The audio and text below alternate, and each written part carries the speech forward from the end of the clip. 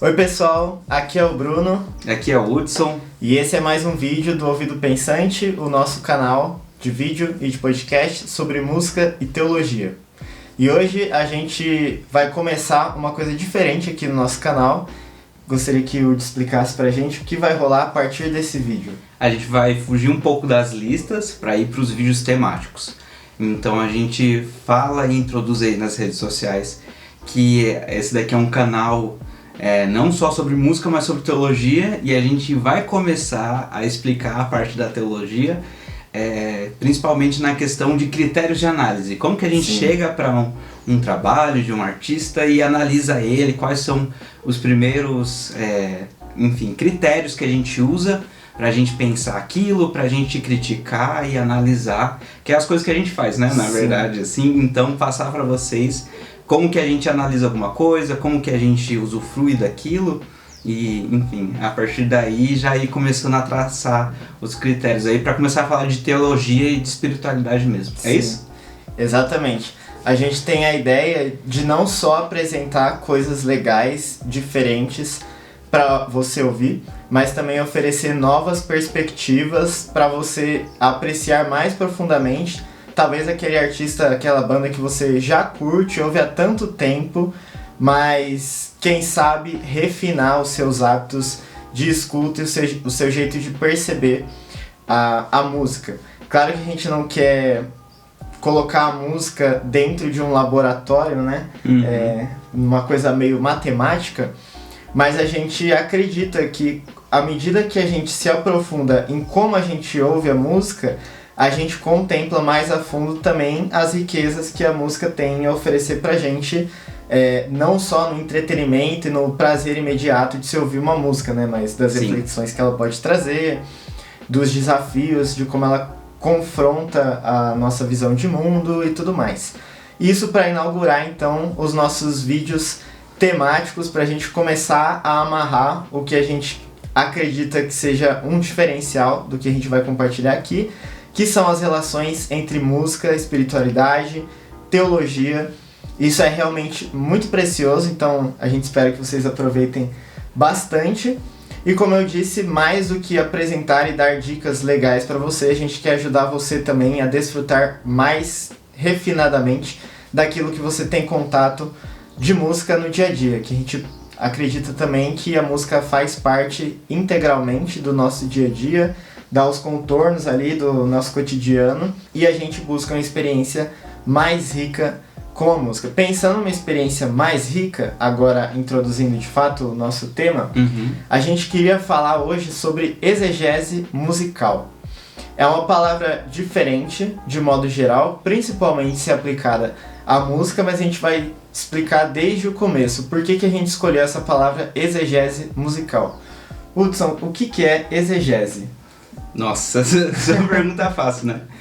É o ato de você analisar uma obra geralmente literária, mas não só, a partir dos critérios que o próprio autor colocou, que é diferente de uma exegese, né? Então, jogar em cima. Então eu acho que a própria ideia de exegese já traz uma ideia de que o autor importa, que já é um pouco diferente do que alguns intérpretes de texto hoje acreditam, que o autor está morto.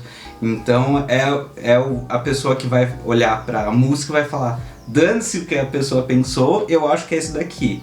Sim. A exegese já tem uma preocupação de olhar para os arredores ali, para o autor, para o próprio texto e falar assim, não, peraí, o autor tem alguma intenção com isso, qual que é essa intenção? Então é um pressuposto de que o texto tem um significado nele mesmo, ou aí no caso a obra de arte, e a partir daí tentar usar alguns critérios para entender, que nem o Bruno falou, não é uma matemática, né? Então não é uma coisa A mais B, mais igual a orgânico, X. Né? É mais orgânico, mas ainda assim tem critérios pra gente avaliar e a gente pensa essas coisas. Sim.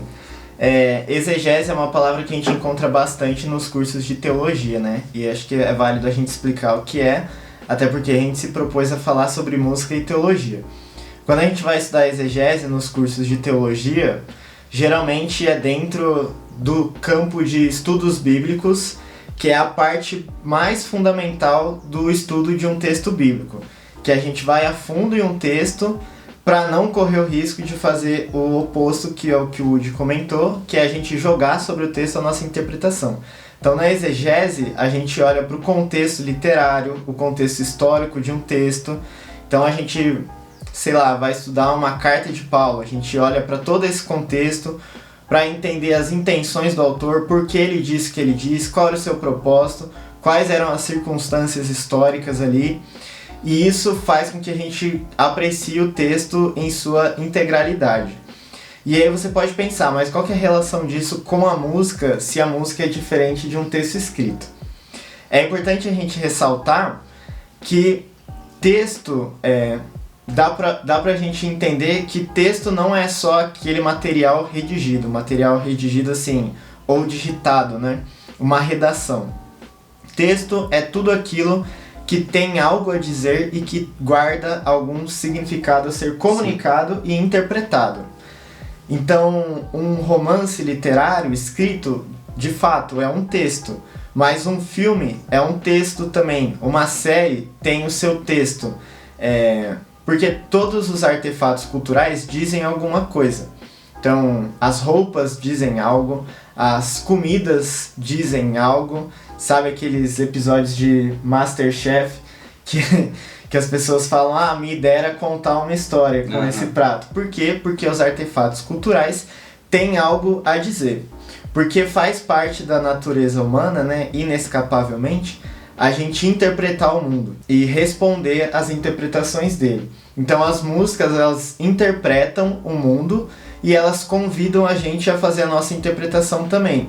Só que para isso, a gente precisa aprender a ler a música da maneira que a música se propõe a ser lida, né? E é importante traçar também que geralmente a gente trata aqui de canções, né? Sim. Então as canções vão ter os próprios textos delas ali, sim, a própria lógica interna, que é um texto mesmo, literário, tanto que o Bob Dylan ganhou o Nobel de literatura. Né? Mas além disso, eu acho que é importante validar a música como uma linguagem própria, que vários músicos, enfim, teóricos da área, vão apontar a música como uma linguagem. Então todo mundo fala assim, porque música é uma linguagem universal. Né? E tanto que você tem a escrita, né, a grafia, que são as partituras, a cifra, essas coisas. Você tem os motifs, você tem vários recursos ali que é realmente uma linguagem. Você passa vários sentimentos, situações. Então é importante, assim, além Sim. de entender esse contexto que você falou, do próprio valor musical mesmo. E a música como autossuficiente, como uma linguagem, e como linguagem dá pra você interpretar, né? Sim, e um tipo de linguagem que acessa significados às vezes mais profundos do que outros, né? Basta pensar assim, que muitas coisas a gente não consegue expressar escrevendo ou dizendo verbalmente, né? Mas por música é possível expressar. Porque a música, ela faz uso de alguns recursos de linguagem próprios, né? Sim. A autossuficiência da música, como você disse. E não o trabalho, mas o processo de exegese musical é pra gente aprender a ler a música também, mais do que simplesmente ouvi-la, né? É claro que pra gente aprender a ler a música, a gente tem que repensar como a gente a escuta.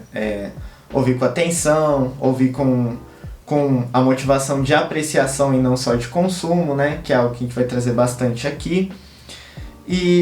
Mas beleza, como que a gente faz essa exegese musical? O que a gente pretende compartilhar aqui não é uma receita pronta de laboratório em matemática, mas são caminhos, uma espécie de roteiro que você pode improvisar no seu dia a dia.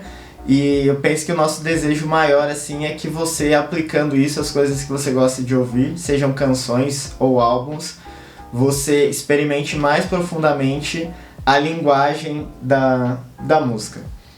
Então, para começar, a primeira direção, o primeiro ato desse roteiro de exegese musical é o mais autoexplicativo de todos. Para a gente entender e apreciar aquilo que a gente está ouvindo, faz muito sentido a gente compreender quem está falando, quem está escrevendo ou cantando. O primeiro ato da nossa exegese musical é conhecer o autor. Em que sentido?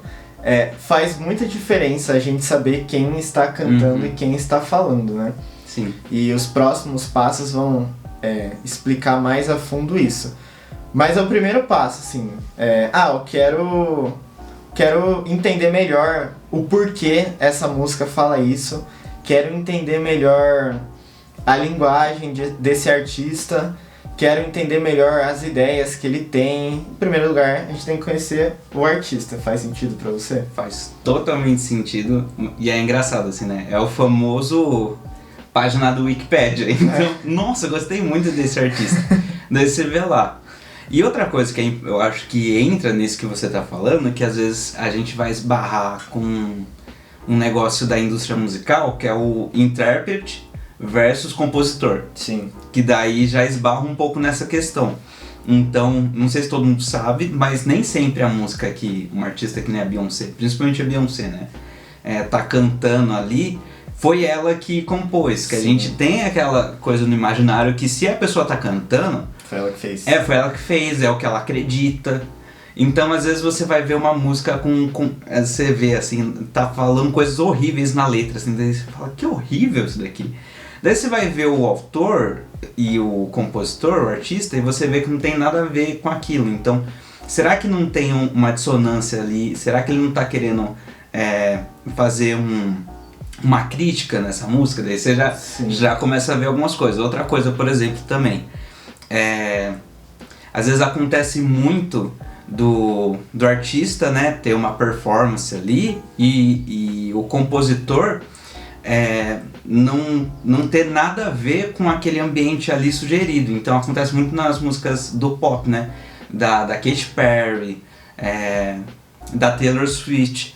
Então você vai ver o autor, não tem nada a ver com aquele ambiente pop, adolescente, né? Sim. É um cara velhão. O sueco. O sueco. É o exemplo clássico disso. Então você olha para aquilo lá e você fala, peraí, então esse ideal que a gente tem, né, do artista como uma pessoa que vive intensamente aquilo que canta e tal. Você vai ver, é só um bom profissional de música. E ele nada mais fez... Executando tecnicamente... Ele executou uma técnica. E daí isso vai também pro mundo do sertanejo universitário. Sim. Às vezes o cara que compôs, os caras que tocam, não tem nada a ver com esse universo. Sim. Só é bem pago pra isso e executa. Pra performance. Então nesse simples pesquisar o autor... E você coloca de lado a lado com a obra, você já consegue achar muita coisa. Sim. Tem a clássica história, né, do sertanejo universitário, que acho que já dá pra gente trazer um detalhe que a gente tava conversando off-topic, né? Sempre quis usar essa expressão. Que é esse lance da exegese musical, da gente entender e apreciar as músicas, se aplica a qualquer tipo de atividade musical. Desde as coisas... de música erudita, as coisas mais conceituais e o que tá rolando no mercado, no mainstream, assim, né? Então, por exemplo, esse lance de quem escreveu e de quem está cantando, né? Tem a clássica história do movimento do sertanejo universitário, que agora já passa por outras gerações, né? Que eram mulheres que escreviam, que compunham as músicas cantadas por homens na primeira fase do sertanejo universitário. E só depois veio o movimento do feminejo, né? Uhum. Que é curioso para explicar essa diferença, que nem sempre quem está cantando é quem tem a autoria da ideia ali, né? E muitas vezes, como você disse, a performance contradiz a ideia. E outro exemplo clássico que eu mencionei aqui, se você não conhece, é do Max Martin, que é um produtor sueco, que é meio que um gênio, assim, da ideia de música pop. Ele não é um artista de música pop, você não vai ver o Max Martin no palco dos festivais, no palco do Rock in Rio, não vai ver o Max Martin no topo dos streamings, mas ele é quem produz e compõe muitos dos hits, né, de grandes estrelas do pop, tipo Katy Perry, Taylor Swift. Inclusive no Spotify, eu pesquisei uma vez, tem uma playlist do próprio Spotify com músicas que foram produzidas, né, pelo Max Martin. Muito bom. E lá você encontra uma pancada dos artistas mais famosos, assim, das últimas décadas, né, The Weeknd. E tem um documentário na Netflix, que eu até indiquei em outro contexto recentemente, que chama This Is Pop, Não sei se você já viu, acho que vale até a gente fazer uma série alguma vez sobre esse documentário. Bacana. Que comenta várias coisas importantes, assim, interessantes da música pop. E tem um episódio só sobre os produtores suecos, que mostra como a história chegou até o Max Martin e conta até um dos que vieram depois, né? Que é praticamente uma escola de discipulado. E todos eles nos bastidores, né? Acho que conhecer o artista envolve esse primeiro passo de ir até os bastidores daquilo que você está ouvindo. Sim, bom demais. E o segundo ato do nosso exercício de ler as músicas que a gente ouve é a gente desbravar ainda mais os bastidores da arte que a gente tem o contato, que é conhecer o mundo por trás. O que é conhecer o mundo por trás de um artefato cultural, de uma obra de arte, especificamente de uma música? É entender que a atividade musical ela é feita, como a gente disse aqui, por pessoas.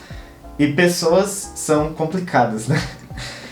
Então, quando a gente olha para o mundo por trás de uma obra de música, a gente vai explorar ali, talvez, as questões pessoais que o compositor, o artista, estava vivenciando no momento.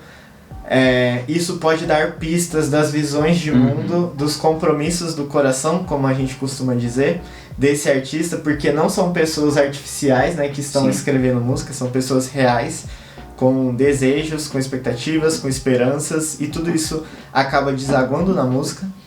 E além das questões mais pessoais e de história pessoal mesmo, né, conflitos, a gente vê muito isso, né, escreveu esse álbum em meio a um período de conflitos amorosos. Uma pandemia. Uma pandemia. Não pode falar.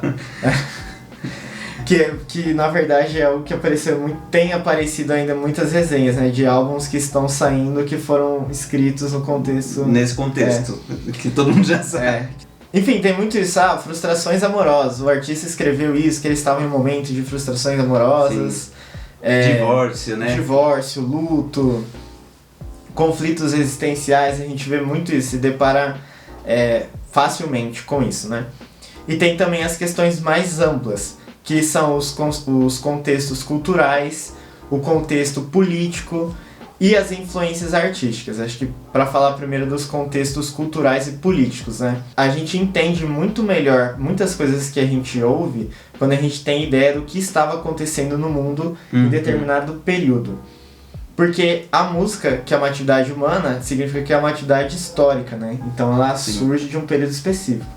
Então se a gente vai ver, por exemplo, se a gente pegar um livro assim sobre a história do rock, sobre a história da MPB, a história do hip hop, a história do jazz, vai estar muito entrelaçado o desenvolvimento dessa arte com os desafios, com as tensões políticas do período. Então é muito comum dizer, né, do surgimento do rock com as tensões sociais ali dos Estados Unidos dos anos 50, a história do rock brasileiro aclamado dos anos 80 e suas tensões políticas também. Sim. Tudo a gente se depara, assim, a gente quer explorar o mundo por trás de um álbum, a gente vai ver que sendo esse álbum tendo um tom político ou não, inevitavelmente vai ter essas questões por trás, né? E eu acho que cada vez mais envolvendo também questões de gênero, representatividade, o lance de crítica política e tudo mais. Eu acho que um bom exemplo disso, de um artista que consegue passar vários contextos diferentes e abraça bem isso, é a Beyoncé. Então, o Lemonade, por exemplo, ela estava passando em um contexto muito pessoal, mas ao mesmo tempo era 2016 era um contexto político super complicado. O Black Lives Matter explodiu em 2020, mas desde 2016 já estava com bastante repercussão. Então a Beyoncé basicamente fez um álbum sobre ser traída e sobre esse contexto político em um álbum só. Então tá lá, e até esse álbum agora também que ela lançou, o Renaissance, ela traz também algumas questões políticas, mas também tem toda uma questão pessoal ali de, não, agora eu já fiz um álbum de sofrência, então eu quero fazer um álbum de celebração, sim, de celebrar a própria carreira, assim. E ao mesmo tempo tem essa da questão política, né? Tem toda essa questão de representatividade, essa questão histórica do disco, Mas também tem o single que fez bastante sucesso, né? Que ela lançou do You Won't Break My Soul. Primeiro, né? Tem toda uma questão ali do grande recesso que tá acontecendo, das pessoas largando o emprego, principalmente nos Estados Unidos, mas no mundo todo tá acontecendo esse movimento. Ela olhou pra isso e falou, não, eu quero fazer uma música sobre isso. Então ela tá encabeçando um movimento político, né? Porque a música pode fazer tanto isso, ou representar uma coisa que tá acontecendo, ou até encabeçar, né? Alguma coisa, virar como um símbolo e tal, daí vira outra coisa. Então eu acho que a Beyoncé é um bom exemplo, assim. Então ela tem os momentos mais pessoais dela, que ela tá falando da vida pessoal dela diretamente, e da questão política também, e às vezes ela junta isso. Às vezes ao mesmo tempo, né? Às vezes simultaneamente. Eu acho que é importante falar isso, né? Que a gente, quando vai analisar, disseca, né? Então a gente olha, ó, isso daqui é o contexto político, isso daqui é o contexto pessoal, mas quando você vai ver, às vezes é o mesmo tema. Então a pessoa tá mal, a pessoa tá triste, às vezes por causa de um contexto político. E vice-versa também, às vezes ela tá bem. E por que ela tá bem? Não tem nenhuma preocupação na vida. Talvez as coisas estejam muito bem, ou a pessoa esteja num lugar ali digamos, de privilégio. Então é legal a gente pensar como esses assuntos se diferenciam, mas também se interligam em algum momento também. Tem essa relação que às vezes é um desafio, né, pra gente lidar com a arte, assim, que fica essa coisa, o que influencia o que, né? É a arte que influencia a sociedade e a sociedade que influencia a arte. E na história da cultura pop as coisas vão meio que cíclico, né? Sim. Porque um artista, ele pode capturar aquilo que está se passando historicamente e cantar algo a respeito por diferentes motivos. Pode ser um protesto, pode ser uma confissão, pode ser um desabafo, mas ao mesmo tempo, quando ele produz a arte, lança essa arte no mundo, ele está contribuindo para que o curso mude, né? Tem alguma influência nessa história. Pensa no... Vou dar o exemplo dos álbuns que a gente colocou lá no... Dá exemplo de álbuns que a gente já usou, na verdade. A gente tá com uma série lá no perfil do Ouvido Pensante no Instagram de clássicos da música. Que a gente tá basicamente tentando desenvolver o que a gente tá apresentando aqui pra você.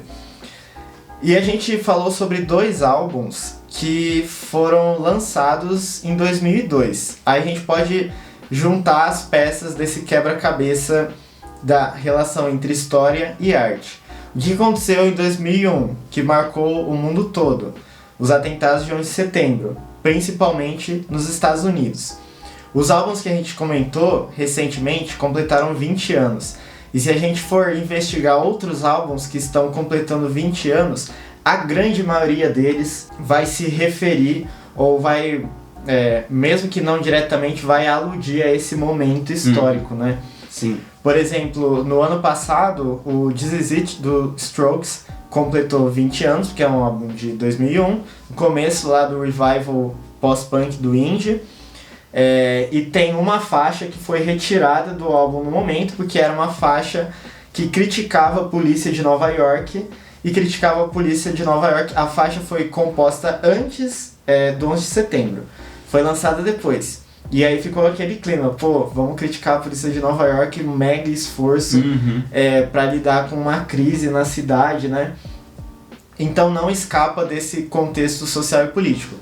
Da mesma maneira, os outros álbuns, e por exemplo, na lista que a gente apresentou dos nossos álbuns favoritos de 2022 até agora, e também dos lançamentos que a gente vai continuar apresentando esse ano, em todos eles a gente vai se deparar com questões sociais e políticas, além das questões pessoais, né? Sim. E são questões comuns à sociedade como um todo. Então a gente vai ver muitos discos falando sobre o lance de polarização política, injustiça social, que mais? O lance das guerras culturais, né? Isso inevitavelmente... De identidade, né? Política de identidade. Isso vai aparecer e é importante e interessante pra gente entrar no mundo do disco, a gente ver o que se passa no mundo por trás dele. Que leva a gente ao terceiro ato do nosso processo de exegese cultural, que eu acho que é um dos meus favoritos, que é muito relevante, que é a gente identificar a linguagem do álbum ou da música. O que seria a linguagem do álbum da música. A gente viu aqui que a música tem uma linguagem específica. A linguagem da música é diferente da linguagem do cinema, das artes plásticas, da dança, do teatro ou qualquer outra manifestação artística. Mas dentro da música, a música tem esse lugar na arte, mas dentro da música, outras linguagens têm os seus lugares. E isso é importante porque às vezes a gente deixa de apreciar determinada música porque a gente espera que ela se comunique no mesmo idioma que um outro gênero, né? E o que caracteriza um gênero, a gente pode também fazer um vídeo só sobre isso, mas falando mais basicamente assim, acho que o gênero é a junção de um pouco de história e das linguagens específicas. Então, o que os álbuns de rock têm em comum? O fato de serem álbuns de rock. E beleza, o que eles têm em comum é uma linguagem, assim como os de hip hop. Então é importante a gente prestar atenção na linguagem em questão, porque a linguagem de determinado gênero, ela traz especificidades. Por exemplo, quais são as principais características da linguagem do hip hop? Beleza, tá. Primeiro que é difícil também desassociar o gênero ao contexto. Sim. Então, quando a gente fala de gênero, ele tem vai ter a característica musical, que já falo sobre isso, mas ele vai estar associado também a um mercado. Então, principalmente a gente fala de música popular, sim, é muito difícil você fazer música e você não pensar em comercializar isso de alguma forma. Então, você precisa de um rótulo para saber em qual prateleira você vai enfim, ficar. Tem até um termo no mercado da música que é criar uma prateleira. Sim. Então, às vezes você é tão original ali que você vai criar uma própria prateleira. Por que eu tô falando isso antes de definir o que é o hip hop e o rap, né?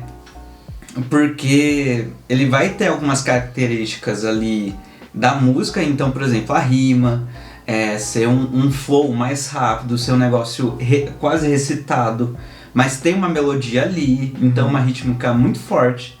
E dentro do hip hop vai ter variações disso, vai ter uma rima que é um pouco mais devagar, que nem o trap, né? Ele vai ter as características dele. É um pouco mais comercial, ele é mais devagar, ele vai falar geralmente sobre ou alguma coisa sobre relacionamento amoroso, ou uma coisa mais hedonista mesmo, de curtir a vida. Sim. E tal. Mas no geral o hip hop ele vai ter essa cara mais do ritmo. Isso que é importante falar, musicalmente, né? Ele tem uma característica musical que é o ritmo. Então a música é composta, assim, resumindo, por ritmo, que é as batidas, a melodia, que é a linha principal, que geralmente vai ser mais aguda, e a harmonia. Então no hip hop tem essa preocupação mais generalizada com ritmo, mas isso não quer dizer que não haja melodia e não haja harmonia também, tanto que o Tyler, The Creator, tem vários caras que trabalham bem a harmonia no hip hop desde sempre.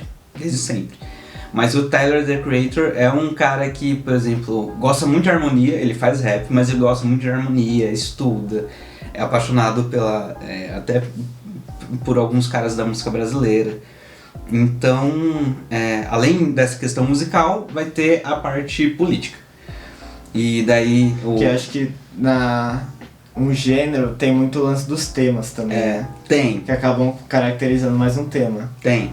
Então, assim... E eu acho que é importante falar que um gênero, geralmente, ele vai nascer... as características musicais dele vão comunicar algumas preocupações temáticas. Uhum. Então, por exemplo, o rap tem uma característica, às vezes, de ser bem raivoso, às vezes. Então, de ter uma batida forte. Então, gera um sentimento de constância, às vezes de protesto. Enfim, então vai indo. Então não é só... não são só características musicais. Então, não é só um monte de rima com uma bateria atrás. Um botão. Um botão. Não é, tem todo um quesito ali e de ressignificar a música, que tem muito... O hip hop usa muito sample, né? Uhum. Então, o que é o sample? É você pegar um trecho específico de uma música ali e você replicar repetidamente e ressignificar aquilo. Pô, isso por si só é tanto um movimento de resistência, de você colocar o seu valor no mundo ali. Então você, ali em Nova York nos anos 70, você não tem instrumento, você não tem nada, mas você tem os vinil do seu pai e você vai tentar fazer música a partir daquilo. Então tem tanto isso quanto você também se localizar historicamente numa tradição da música, de você usar os artistas ali do sul dos anos 70, ou até antes, e você se localizar, falar, eu faço parte dessa tradição, eu vou fazer música a partir disso. Então é isso, assim, eu acho que o gênero vai acabar emprestando também em várias questões, e eu acho muito importante enfatizar isso, assim, o gênero é mais do que, também a questão temática, é a questão também de mercado, mas tem a ver com características musicais. Então quando você vai estudar ritmo brasileiro também, você tem linguagem, então você não pode tocar jazz do mesmo jeito que você toca samba. Você tem uma regra ali, você tem critérios. E isso tem muito a ver com essa autonomia da música que a gente falou. É interessante a gente enfatizar também que por mais inovadora que seja uma música, que seja um artista ou um gênero inteiro, não existe música sem um caminho histórico, uma trajetória histórica por trás, né? Sim. Então toda a inovação que às vezes a gente vai ver nas revistas, nos livros, nos documentários, tal, nossa, um artista que mudou a sua geração. É claro que existem, acho que, pontos na história da música que chamam a atenção talvez por algo mais ambicioso, mais inventivo, assim, por parte de algum artista, mas é inescapável a participação desse artista em uma tradição. Então pode ser o artista mais contemporâneo que for hoje lá na lista do Spotify, de qualquer stream, ele vai tirar suas referências de algum lugar, né? Sim. E outra coisa, a gente comentou sobre os estudos de exegese no contexto da teologia, algo que é muito importante também, que a gente sempre apresenta nos cursos de teologia, que a gente vê nos livros, é que, por exemplo, a Bíblia tem muitos gêneros literários, e a gente sempre enfatiza que não dá pra gente ler uma carta do mesmo jeito que a gente lê um código de lei, ou que a gente lê uma poesia. Por quê? Porque isso é você estar sendo generoso ao estilo literário que está em jogo, né? Até justo, né? Também. E justo também. Porque não seria justo eu analisar, eu criticar, e criticar aqui não antes de falar mal, né? Que acho que é importante a gente desconstruir isso também. Seria injusto no sentido de não estar ajustado dentro da linguagem eu criticar um álbum de folk esperando que ele fosse igual um de hip hop. Só porque é desse gênero. Só porque é desse gênero. Porque, por exemplo, o Woody disse aqui que uma prioridade no hip hop são as batidas. É o ritmo. No folk é a harmonia. Não é o ritmo. Não quer dizer que não tenha ritmo no folk, né? Mas que essa linguagem foi se desenvolvendo, explorando mais a harmonia do que o ritmo. Por isso que é importante a gente identificar qual que é a linguagem, o gênero daquilo que a gente está ouvindo. E é uma aventura, porque hoje existem muitos gêneros musicais. Geralmente os gêneros musicais eles são inventados depois que a música já aconteceu, e muitas vezes são jornalistas, não são as pessoas que estão produzindo a música, né, que classificam.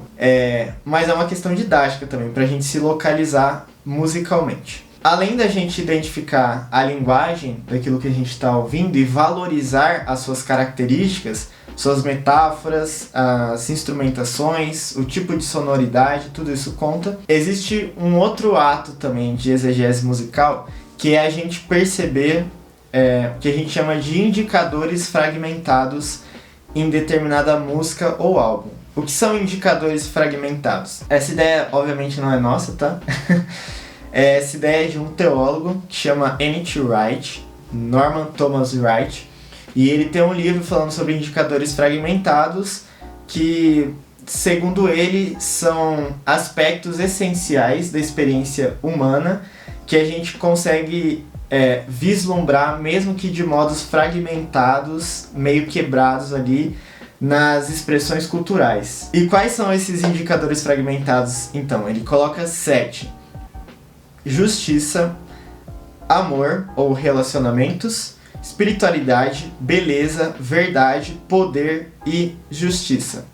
Ou seja, a ideia é que em diferentes manifestações culturais, pode ser um filme, uma série ou nesse caso uma música, a gente percebe relances desses indicadores. E esses indicadores, eles podem mostrar pra gente qual que é a visão do que significa ser humano e do que é o mundo que determinado artista ou compositor, né, tá apresentando ali pra gente. Eu acho que não sei se mais fácil, mas é mais claro a gente identificar esses indicadores quando a gente tem consciência de que as músicas contam histórias também. Sim. Por mais que não seja fácil de perceber, às vezes, começo, meio e fim, existe uma carga narrativa ali. E nessas narrativas, a gente consegue perceber, assim, isso aqui tá falando sobre justiça. Isso aqui tá falando sobre amor. E é curioso que dá pra gente associar esses indicadores a determinados gêneros, né? Talvez as obras de hip hop sejam muito precisas ao falar de justiça. Verdade também. Verdade também. O lance do poder, que tem esse lance da gente desejar um poder, mas de um jeito desorientado, né? E a gente se frustrar com as expressões desorientadas de poder também. Outros gêneros são muito enfáticos na experiência de amor. E aí pode ser uma experiência de amor, um retrato, né, um projeto de uma experiência de amor idealizada, ou pode ser experiência de amor hipersexualizada. Tudo isso deflagra características da experiência humana que a gente percebe nas músicas. Então você pode fazer esse exercício também de pegar um álbum ou pegar mais de um álbum e comparar, né, o que está sendo... qual anseio está sendo manifestado, mesmo que involuntariamente, ali nessas canções. E acho que aí já entra em uma sensibilidade singular que é para a relação entre a música e a espiritualidade. Como eu mencionei aqui, um dos indicadores fragmentados que a gente tem à disposição para ler as músicas é o da espiritualidade.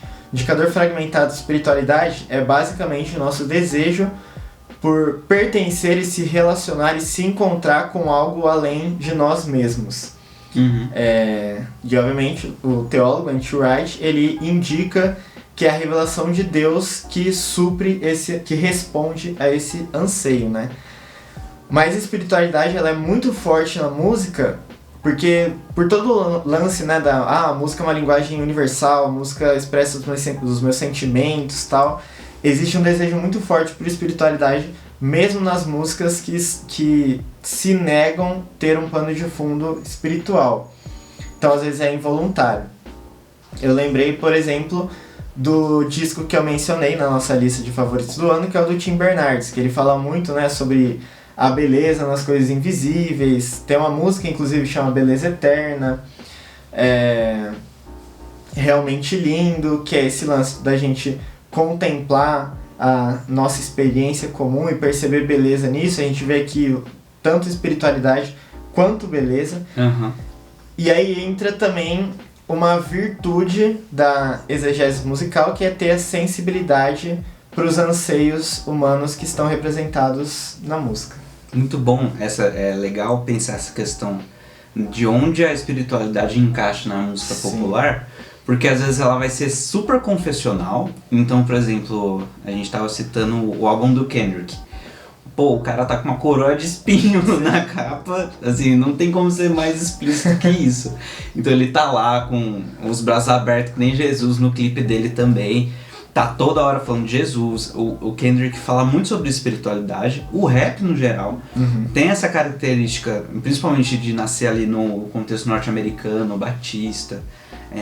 Enfim, tem muito disso. Então, às vezes, essa espiritualidade vai ser muito verborrágica. Esse álbum do Kendrick, ele fala muito sobre salvação. Então ele vai até trazer ali uma questão assim, eu não sou seu salvador, mas ele vai reconhecer a necessidade de uma salvação. Ele vai reconhecer a necessidade de uma espiritualidade. Então tem esses casos, que aí é mais direto analisar, mas eu acho que é importante também a gente ver que até essas músicas sobre esse anseio, né, sobre amor, anseio sobre fidelidade, a música brasileira é mestre nisso desde sempre. E o Mano Brown tem uma fala maravilhosa, né, que ele fala que, tem uma entrevista recente dele falando que tem uma galera que fica achando ruim do sertanejo e tudo mais, tá pegando, e do funk, tá pegando essa parcela maior dos ouvidos brasileiros. Daí ele falou, eles estão fazendo por merecer, eles estão pegando o coração das pessoas. E é realmente isso, qual que é a vida de uma pessoa solteira e as expectativas de uma pessoa solteira ou em um relacionamento amoroso aqui no Brasil, sabe? Qual que é o contexto geral? Qual que é o lugar que esse amor romântico tem sobre as esperanças do futuro e tal?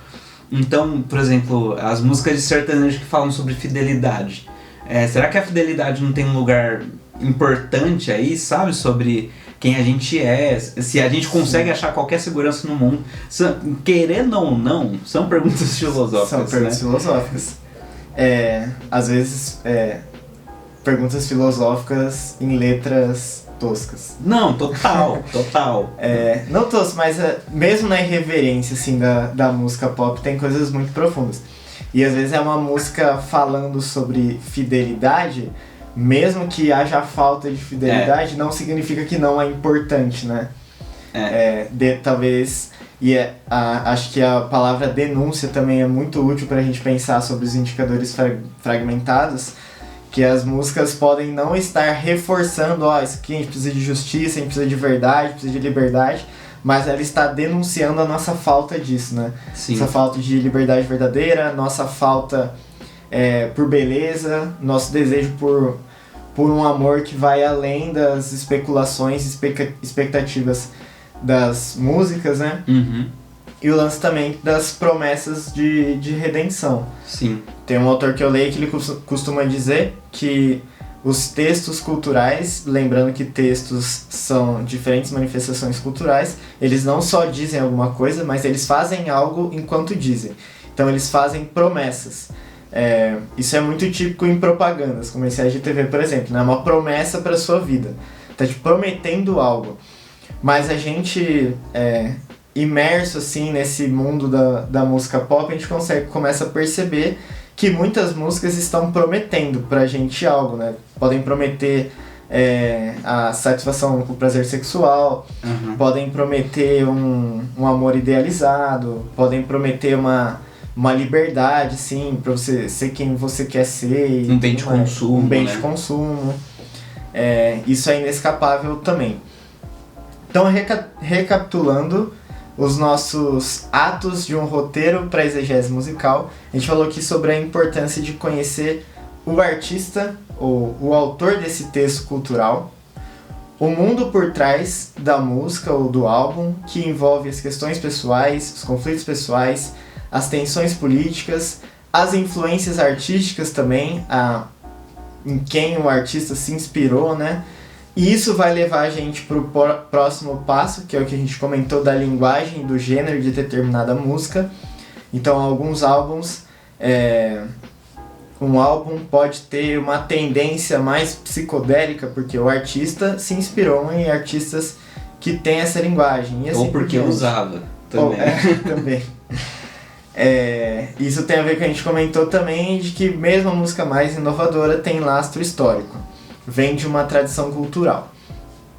E por último, a gente falou sobre a importância da gente perceber os indicadores fragmentados em uma música. Ou seja, a gente ter a sensibilidade para notar os anseios por amor, espiritualidade, verdade, justiça, liberdade, poder e beleza nas canções e álbuns. E anseios, inclusive, que nós partilhamos, né? Sim.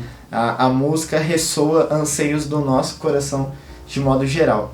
O que nos leva a entender um pouco dessa relação entre música e espiritualidade, né? Que a relação entre música e espiritualidade não se dá somente na música sendo usada em contextos de espiritualidade ou músicas com expressões confessionais, né? Mas porque a música, às vezes involuntariamente, expressa esse nosso desejo mais profundo. Ou seja, né, não é só quando fala Jesus na música, quando fala o nome de um orixá. Quando usa símbolos religiosos e tudo mais. Não é só assim que é religioso, que é espiritual, né? Tem outros símbolos também, outras formas de encontrar espiritualidade. Sim, por trás, por baixo, no subterrâneo de tudo isso. E é claro que a gente vai explorar muito mais isso ao longo das nossas conversas aqui. A gente espera que você tenha gostado desse roteiro. Conta pra gente em que álbum, em qual música você vai aplicar esse roteiro pra gente descobrir novas perspectivas e descobrir talvez novos artistas e o que mais. E é isso, o dever de casa, pega o álbum que você menos gosta e tenta aplicar isso. Exato. Porque não é porque você não gosta do gênero, que você não vê valor ali até literário, acho a letra mal escrita e tal. Mas essas coisas vão estar lá, eu acho que é legal um exercício assim, porque essa questão de você passar, ir além do gênero que você gosta, das coisas que você gosta. Ampliar seu repertório. Amplia seu repertório e mesmo que você saia dessa experiência ainda não gostando, você vai achar mais dignidade naquilo, achar mais valor naquilo ali, cultural e até espiritual. Então, faça esse exercício aí. Pega a coisa que você menos gosta, dá uma analisada. Seja generoso e justo com os outros gêneros. E veja o que sai. É isso, esse é o meu recado. Obrigado por ter acompanhado a gente nesse vídeo. Espero que vocês tenham gostado, que vocês desfrutem e apreciem das músicas que vocês já têm ouvido e percebam cada vez mais significado na música no dia a dia. Então, por favor, siga a gente nos canais principais aí. A gente tá nas principais plataformas de streaming, a gente tá no YouTube e a gente tá no Instagram também. Tá tudo na descrição, é só você olhar com carinho. Segue a gente. Abraço, até a próxima. Valeu!